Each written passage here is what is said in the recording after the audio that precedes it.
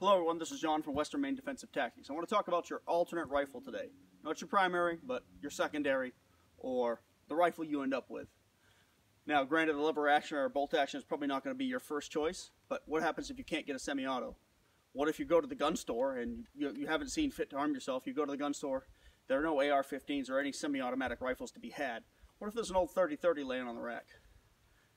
Don't overlook it. It's a damn good rifle. In fact, there are hundreds, if not hundreds of thousands and millions of these things in various calibers, leaning up in sheds and outhouses and in back closets, collecting dust that people have neglected because they don't really think much of it.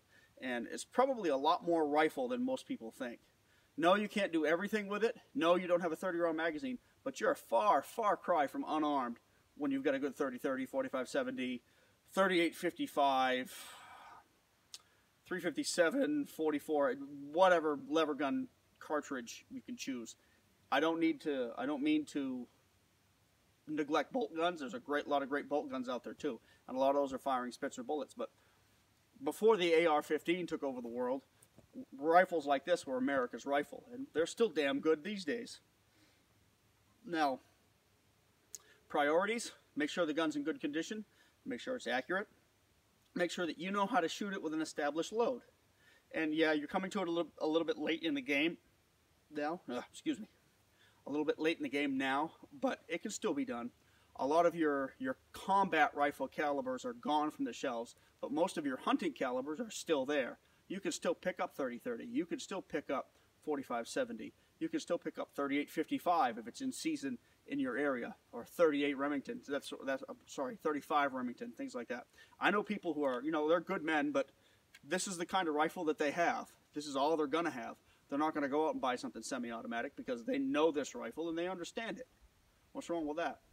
And there's a lot you can really do with these if you work with it.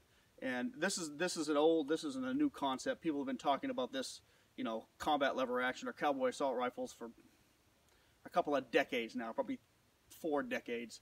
And I don't want to get on that bandwagon, but I've been doing a lot of lever action work in the last few years, and there's a lot to be said for these rifles in a mode out in the woods, snooping and pooping, sneaking around, not necessarily going out to engage, somebody in combat, but at the same time, if this is all you have, you're still pretty well equipped if you know how to use it. This and, say, 60 rounds of good ammo that you know the trajectory of, that you can hit with, and you're doing real well, real well. Of course, this is the same 45-70 I showed in the other video. Spare parts in the stock. Full-length mag tube that I added. And I added buckhorn sights, full buckhorn sights. Not the semi-buckhorns, full buckhorn sights. And I want to thank Log Cabin Looms for turning me on to the advantages of the full buckhorn, especially with the 45-70. You'll hear a lot of, or read a lot of, old things from Townsend Whalen and a lot of your old riflemen like Jack Hunter about how bad full buckhorns suck and how much of the target they obscure and stuff. And in my experience, I gotta say I disagree, even though I'm a big fan of Townsend Whalen. The advantage of these is you get, per notch of elevation, you get 3 aiming points. And with a modern rifle cartridge, it's not so significant. Cartridges like 45-70, maybe 38-55, and to a lesser extent 30-30, that have a higher trajectory, that's significant. You can easily, well, not easily, but with a little work on the range, I consider it pretty easy to figure out what aiming point was best for what range. And if you've got one rifle and know how to shoot it, you're going to memorize that. You're going to get good with it. Make one load and do it. As far as loads, what I'm carrying right now is a Mills belt full of 350 grain reloads. These are, I believe, either these are Sierras or Hornadys. Whatever Midway had on sale that day is what I bought. It's not my preferred load, but it's just what I have loaded up now because I haven't shot them up. My preferred load is a load of 4064, IMR 4064, with about a 420 grain cast lead bullet, sized to about 460. They shoot real well out of these, even though this is the Marlin, I almost called it polygonal rifle, like micro groove. Woo! Starting to lose my mind. Shoots real well out of these. Hits hard. What I like about 45-70 is if you just have a fairly heavy bullet, which 45-70 shoots, just about everything is 45-70 shoots, is pretty heavy. It doesn't have to be moving that fast to be that effective. and it's not picky about powder. It's one of the oldest cartridge firearms we have, or oldest cartridges that we have, and so basically just about every rifle powder has been used in it, so you can find data all over the place, and that's what I really like about this. It's very, very versatile, and you can load it up or down, so it can do just about anything if you're up to it.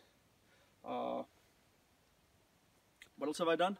Sling. I had to do a little work on the front end because it had a little damage, and I'll probably have this whole gun Cerakoted flat black or gray or something like that, and that's about it. I'm probably going to refinish the stock with boiled linseed oil and pine tar as well.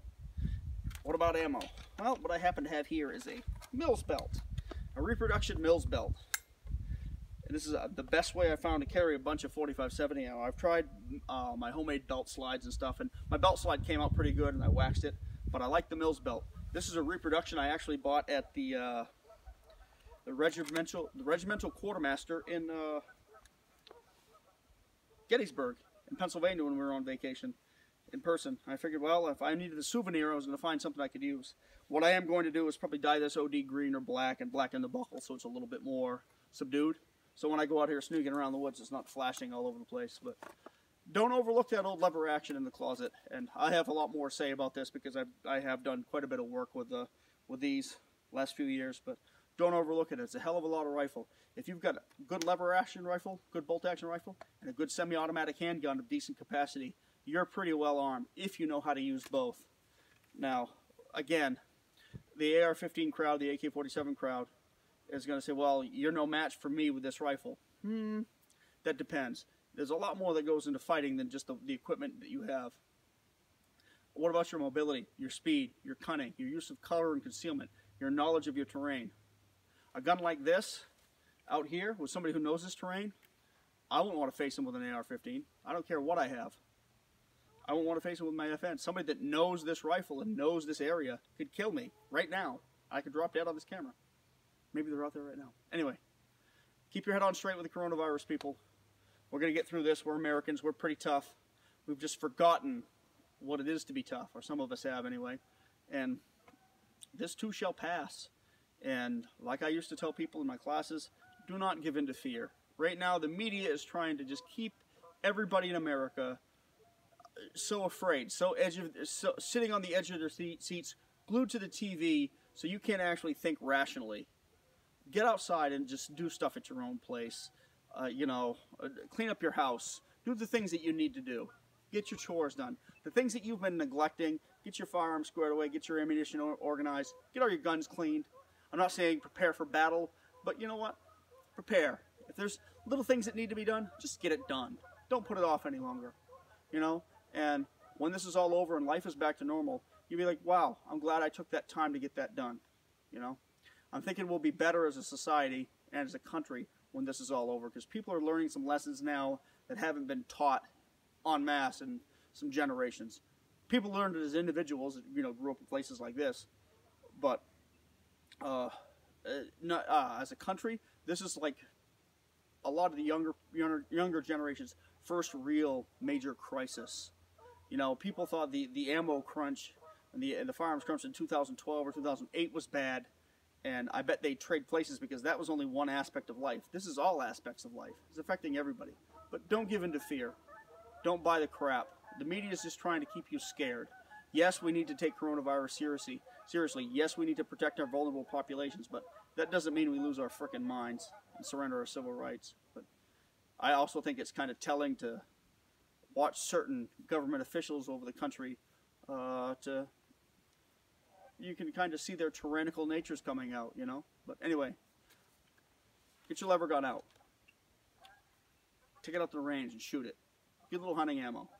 And you'll realize this is a hell of a gun. And I'll get into some manipulations and maybe some of the modifications and techniques you can use with it, maybe a little later this summer out on the range. All right, you guys take care. Hi.